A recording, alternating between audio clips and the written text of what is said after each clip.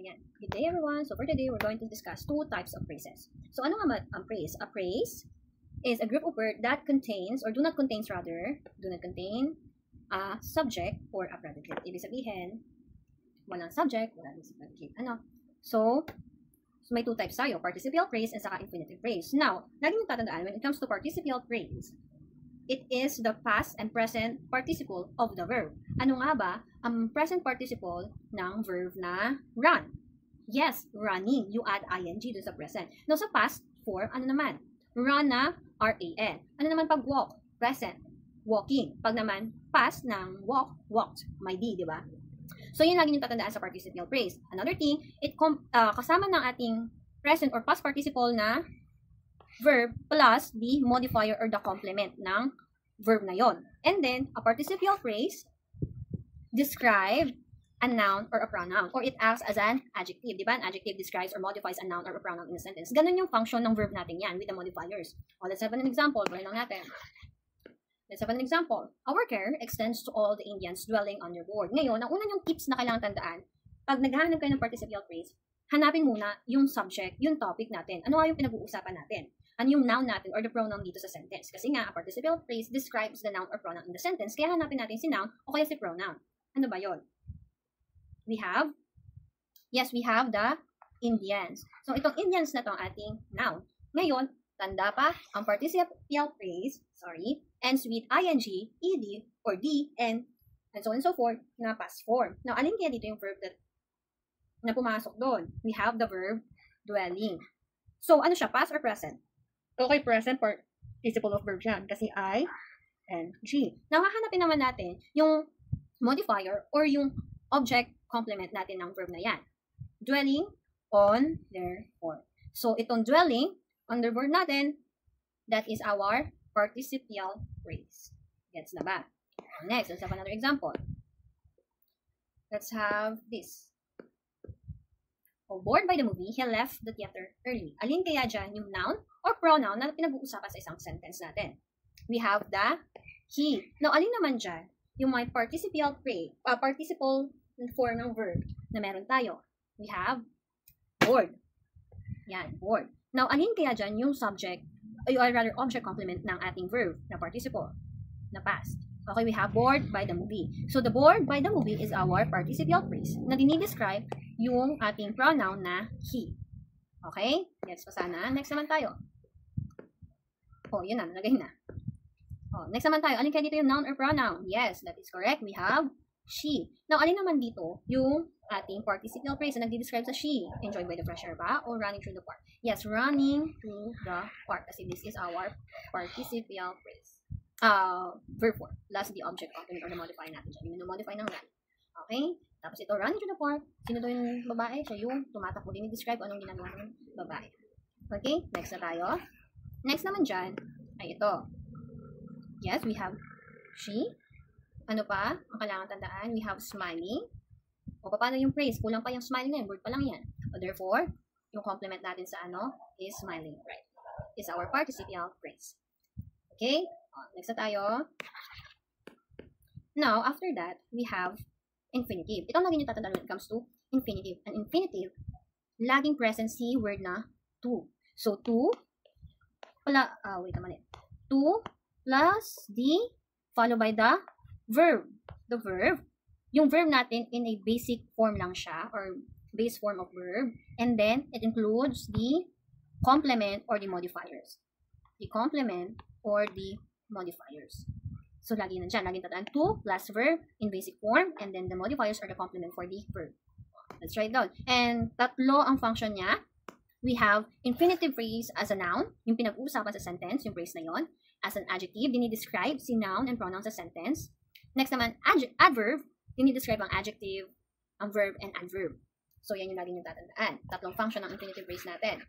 Now, let's have an example. So, as a noun, alin kaya dyan ang ating infinitive phrase? Laging tatandaan, to plus the verb plus the modifier or the complement. So, to plus the verb plus the modifier and complement. So, to seek revenge is our infinitive phrase. Now, bakit siya considered as a noun? Kasi, to seek revenge ang ating pinag-uusapan. Another tips dyan, lagi kayo magtatanong, what is?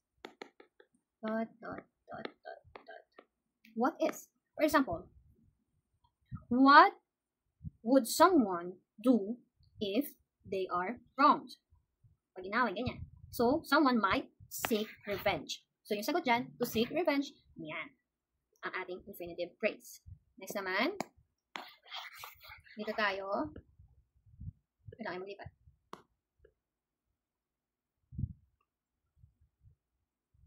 Yan. So, let's have this one. Infinitive naman as an adjective. Kaya nakita nyo. So, find the infinitive phrase. Tatandaan, to plus the verb plus the complement or modifier me. So, yan ang ating sentence, phrase pala, na infinitive phrase. Now, tama nga. But, paano siya nasabing adjective? He had a million reasons to disgrace me. So, paano? Di ba ang ano ng function ng adjective to describe a noun or a pronoun? So, paano siya naging adjective to disgrace me? Kasi dinescribe kung anong gagawin ni he. Disgracing or to he would disgrace me. Ganun. So, yan. Dinescribe kung anong gagawin. I-disgrace. Papahiyain. Okay?